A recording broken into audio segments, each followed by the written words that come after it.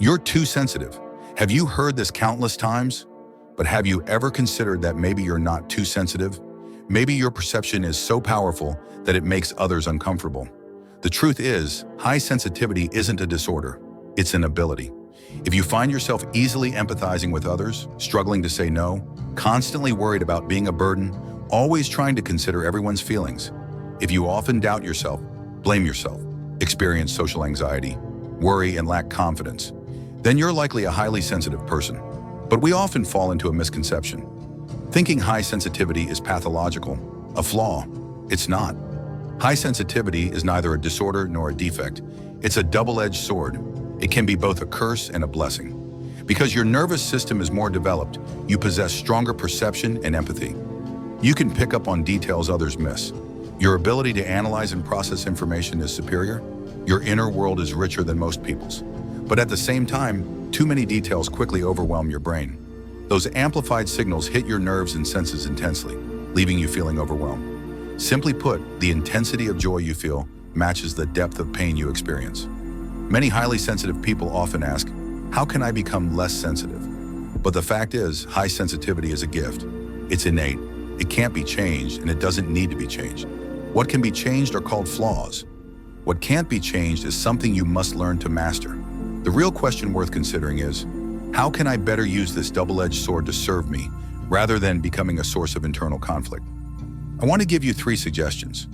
First, stop making things difficult for yourself.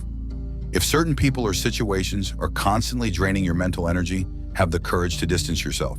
You have no obligation to please everyone or meet everyone's expectations. For things that make you uncomfortable, you can choose to block them out. You have the right to set boundaries and protect your emotional limits.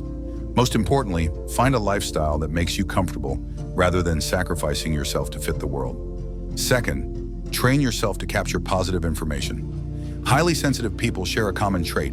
They're skilled at spotting negatives and habitually magnifying them, ultimately leading themselves to emotional breakdown. But emotions are never caused by events themselves. They come from your interpretation of events, from your cognitive patterns. For example, if a coworker doesn't greet you, you can understand it as them not seeing you, or interpret it as them disliking you. The same event, different interpretations, produce completely different emotional outcomes. You need to understand that what we're really dealing with throughout our lives is our own emotions, not external facts. Reality isn't always clear-cut, and your interpretation determines what kind of life you live. When facing ambiguous situations that could go either way, deliberately choose to think positively. This isn't self-deception, it's a trainable survival skill. Third, use your gift in the right places.